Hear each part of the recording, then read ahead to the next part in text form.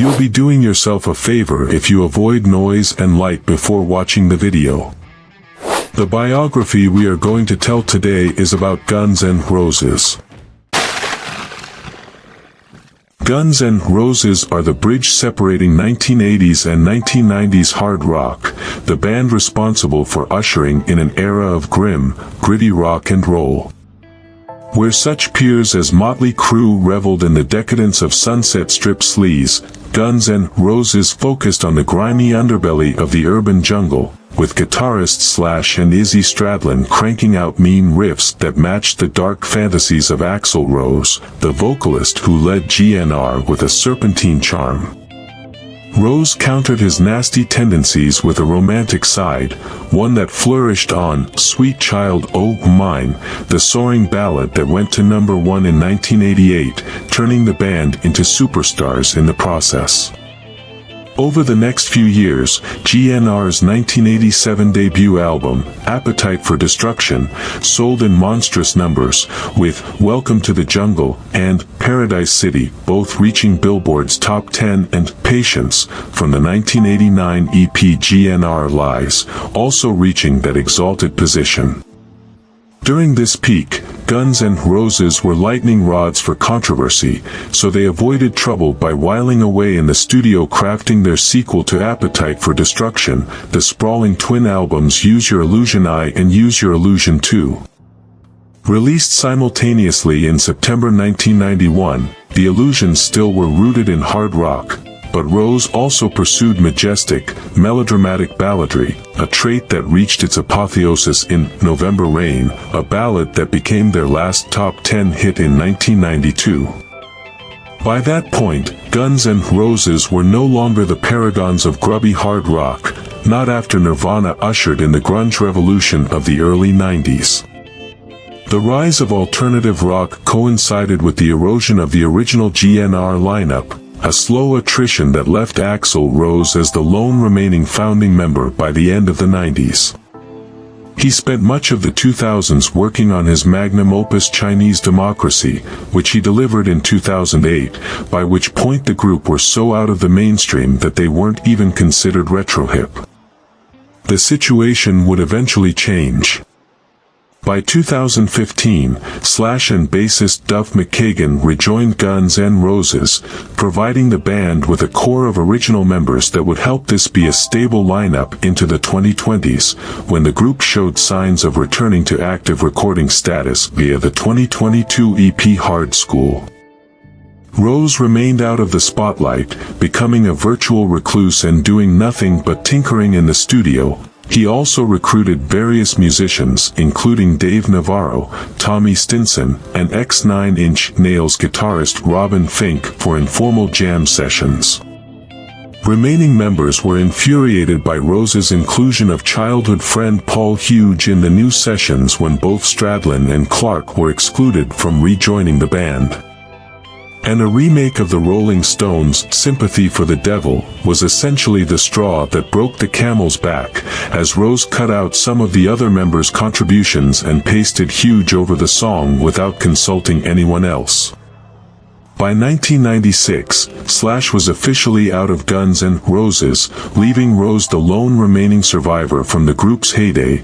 Rumors continued to swirl, and still no new material was forthcoming, though Rose did re-record Appetite for Destruction with a new lineup for rehearsal purposes. The first new original GNR song in 8 years, the industrial metal track, Oh My God, finally appeared on the soundtrack to the 1999 Arnold Schwarzenegger film End of Days. Soon after, Geffen issued the 2-disc Live Era, 87 to 93.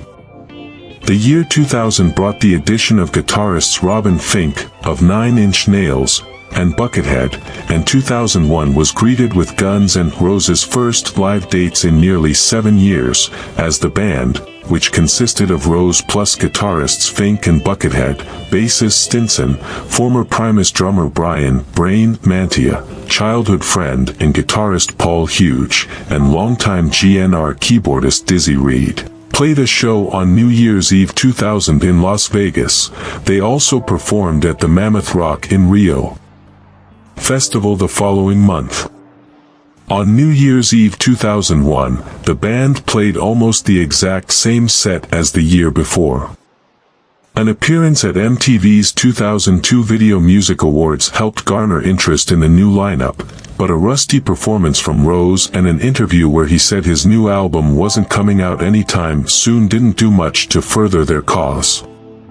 That summer, GNR started on their first tour in almost 8 years, and they managed to fulfill all of their commitments in Europe and Asia.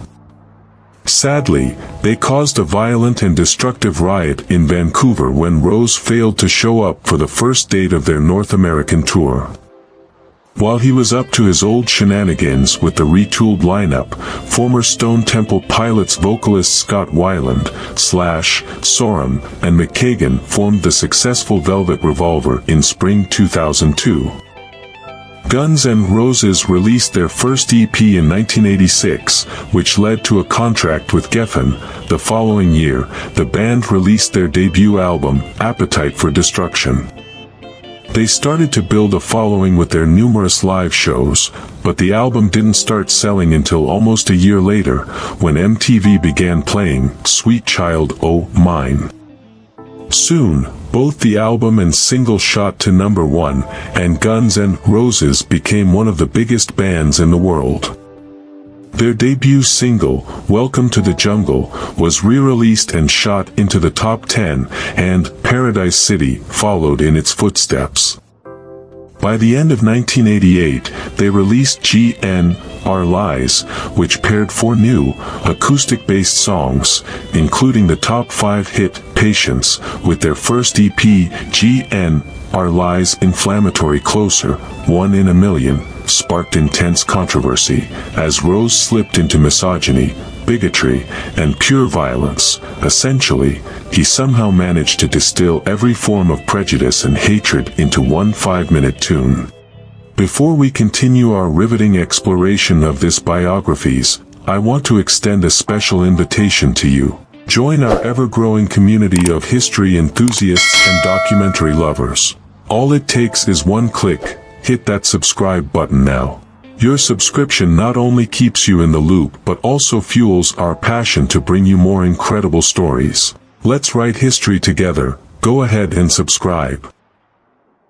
Guns N' Roses began work on the long-awaited follow-up to Appetite for Destruction at the end of 1990. In October of that year, the band fired Adler, claiming that his drug dependency caused him to play poorly. He was replaced by Matt Sorum from the Cult. During recording, the band added Dizzy Reed on keyboards. By the time the sessions were finished, the new album had become 2 new albums. After being delayed for nearly a year, the albums Use Your Illusion I and Use Your Illusion 2 were released in September 1991.